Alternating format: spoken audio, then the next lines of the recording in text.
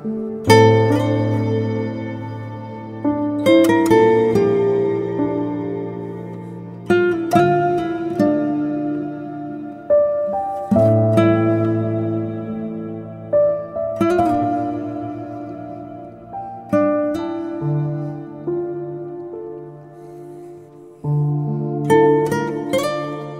দেখেন?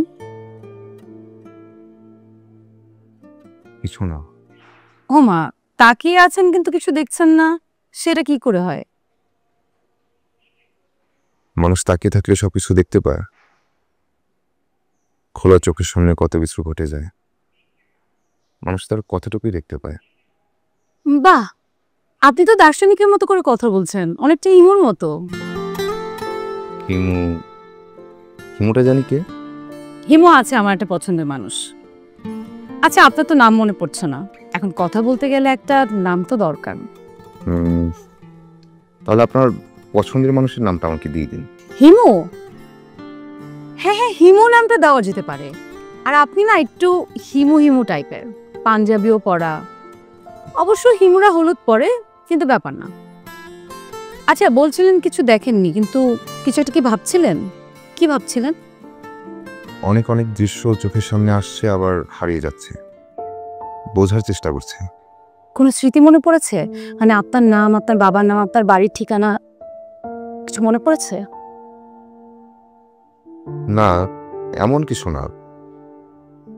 ছোটবেলার কথা মনে পড়ছে। আমাদের বাড়িতে মাঠের পর মাঠ, ফসলের ক্ষেত, একটা খাল আছে, নদী আছে। ছোটবেলায় অনেক বন্ধু মিলে ওই নদীতে গোসল করতাম। এগুলো তো বাংলাদেশের সব জেলাতেই আছে। এগুলো দিয়ে কি আপনার বাড়িঘর চেনা যাবে বলেন? বাড়িঘর, বাড়ির কথাও তো মনে পড়ছে। কি মনে পড়ছে? আমাদের বাড়ির উঠানে বেলি ফুল গাছ আছে, হাসনাহেনা গাছ, রাতে সুগন্ধ ছড়ায়। আবার আমাদের গেটটা বাগান বিলাস ফুল গাছে ঢাকা।